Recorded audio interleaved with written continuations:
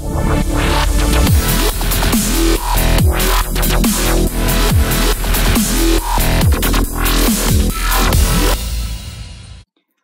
ahojte, vítam vás späť na mojom YouTube channeli a dnes som si pripravila pre vás takú, myslím si, že je to tiež dosť aktuálna téma, keďže určite každá jedna z nás mala taký ten problém, keď sme sa postavili na túto našu kamarátku. Dnes tu mám spoločníčku a to váhu a veľakrát možno nám práve nepovedala to číslo, čo sme chceli počuť a mali sme 100 chutí ju vyhodiť von oknom.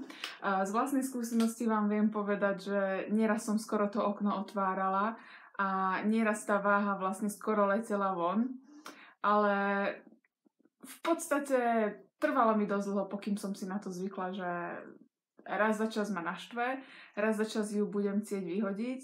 A nejako som prešla aj obdobím, keď som sa na ňu stávala každý deň, aj k obdobiu, keď sa na ňu vlastne nestaviam tak často.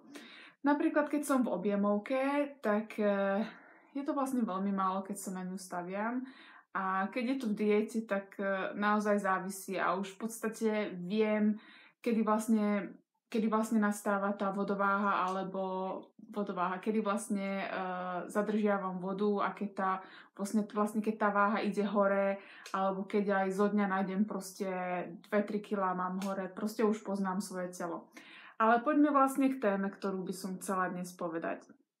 Každá jedna z nás už mala ten problém, že jeden deň ste sa postavili na váhu a mali ste, čo ja viem, 65 kg a možno 2 dní na to ste zrazu mali 68 kg a to ste vlastne boli konzistentní a jedli ste vlastne podľa plánu a trénovali. Čo sa vlastne deje? Deje sa vlastne to, že môže byť, že ste mali napríklad zlý spánok a to tiež môže ovplyvniť to číslo na váhe. Taktiež môže byť, že ste mali ťažký tréning napríklad nôh, takže môžete zadržiavať nejakú vodu aj vďaka tomu. A taktiež sa môže stať, že napríklad keď, čo ja viem, máte refeed alebo cyklujete sacharidy, že zrazu ste zjedli 300 gramov sacharidov a na druhý deň proste cítite sa balón a zrazu 2-3 kg váha išla dole. Čo sa vlastne deje je to, že ako som už aj v niektorých predchádzajúcich videách spomínala, že 1 gram sacharidov sa rovná 3 gramy vody. Takže vôbec sa netreba stresovať a je úplne normálne, že pre nás, že my ženy, proste keď sa postavíme na tú váhu od pondelka do nedele každý deň, že sa proste to číslo bude meniť. Áno, ja chápem, veľakrát sa možno stane, že keď sa napríklad postavíte na tú váhu v pondelok, máte, čo ja viem, 65 kg, postavíte sa v útorok, máte 65,5 kg, postavíte sa v stredu a máte napríklad 67 kg, tak vy proste máte chuť to vzdať a ísť jesť niečo, čo vlastne by ste možno ani nemali, je to menej nutričné a proste sa na to celé chcete vykašľať. Prosím vás, nerobte to. Naozaj váha vám nevie povedať, koľko tuku máte vlastne v sebe. Tie váhy, čo to povedia, po väčšine je to neaktuálne. A takisto vám to nepovie, koľko vody máte v sebe, nepovie vám to, ako ste sa vyspali, proste vám to nepovie ten progres, ktorý vy robíte.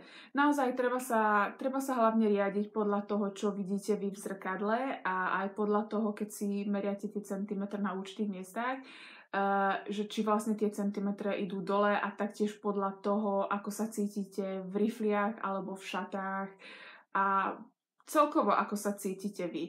Každá jedna z nás by mala naozaj poznať svoje telo a vedieť, že kedy vlastne nastane ten čas, že proste tá váha ide hore. A tiež mi trvalo strašne dlho, pokým som si na to tak nejak zvykla, že to je len sviňa, zase ma chce naštvať, už ma dlho nenaštvala, keď sa postavím na váhu. A nejako už to moc neriešim tak ako predtým, takže vlastne už len chce ma naštvať, dlho ma nenaštvala, tak čo už, no zajtra to bude lepšie. A nieraz sa napríklad stalo, že 1-2 kg vody cez noc bezproblémovo zišlo. Takže naozaj to záleží od mnohých faktorov.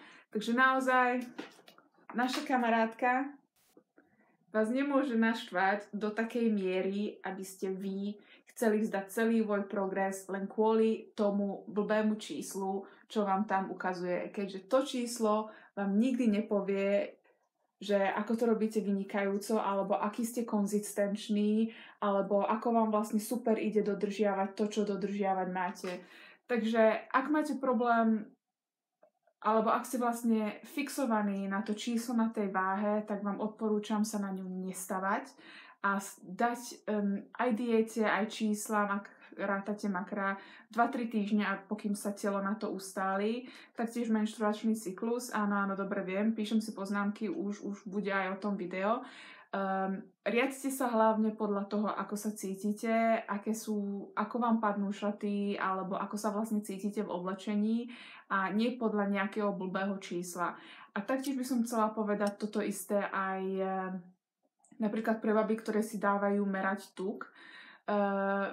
Je viac spôsobov, ako si dávať merať tuk, ale jedným z tých asi vlastne najlepších je myslím DEXA a scan a potom bodpod, ale za vlastnej skúsenosti viem povedať, že mala som meraný tuk bodpodom a aj ten ma vedel poriadne naštvať, keďže tam taktiež závisí to, kedy vlastne máte ten test robený, či je to ráno alebo či je to večer, a proste 2 roky som si tento tuk merať nedala a je mi lepšie, keďže veľmi dobre viem, že predtým, keď som si to dávala merať každé 3 mesiace, proste som mala chuť celú túto fitness cestu vzdať a na všetko sa vykašľať, a to už len kvôli tomu, že proste som bola strašne fixovaná na to číslo.